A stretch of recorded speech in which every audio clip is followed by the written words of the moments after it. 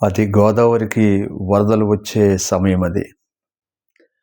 గోదావరికి వరదలు వచ్చే సమయంలో ఇద్దరు అన్నతమ్ములు గోదావరి మీదకెళ్తారు. తమ్ముడు గోదావరి నీటిలో దిగుతాడు. అన్న ఒడ్డు మీద ఉంటాడు. తమ్ముడు నీటిలోకెళ్ళి నీటిలో కొట్టుకొని వచ్చే పుల్లలో తీసుకొని వచ్చి వాళ్ళ అన్నయ్యకి ఇస్తూ ఉంటే వాళ్ళ అన్నయ్య పైనేస్తూ ఉంటాడు. ఇలా తమ్ముడు గోదావరి లోపలికి వెళ్ళడం, పుల్లలో తీసుకురావడం, అన్న వాటిని పైన వేయడం జరుగుతూ ఉంటుంది. అలాగే అదే క్రమంలో తమ్ముడు గోదావరి నదిలోకి వెళ్తాడు. వెళ్ళి ఒక పెద్ద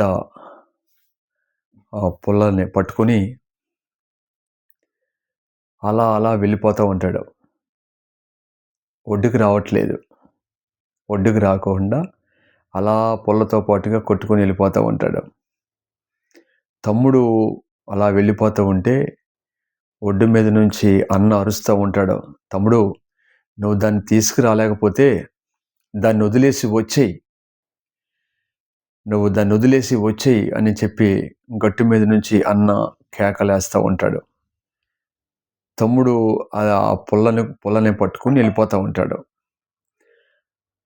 ఒడ్డు మీద నుంచి అన్న అరుస్తూ ఉంటే లోపల నుంచి కొట్టుకుని వెళ్ళిపోతున్న తమ్ముడు కూడా అరుస్తూ ఉంటాడు, అన్న నేను ఎప్పుడో వదిలేసాను దాన్ని, కానీ అదే నన్ను వదలట్లేదు అని కేకలేస్తూ ఉంటాడు. ఇంతకీ జరిగిన విషయం ఏంటంటే, గోదావరి నదిలో పుల్లనుకుని ఒక ఎలుగుబంటిని పట్టుకుంటాడు తమ్ముడు. ఎలుగుబంటిని పట్టుకుంటే ఎలుగుబంటి ఇతన్ని పట్టుకుంది. ఇతడు వదిలేసినా కానీ ఎలుగుబంటి అతన్ని వదలకుండా నీటిలో తీసుకుని వెళ్ళిపోతూ ఉంటుంది. ఇద్దరు కొట్టుకుని వెళ్ళిపోతూ ఉంటారన్నమాట. అన్నగారు అరుస్తూ ఉంటాడు, వదిలేదన్నని. తమ్ముడు వదిలేసిన ఆ ఎలుగుబంటి తమ్ముడిని వదలకుండా నీటిలో తీసుకుని వెళ్ళిపోయింది.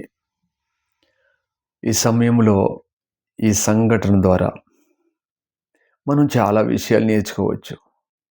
చాలామంది మనుషులు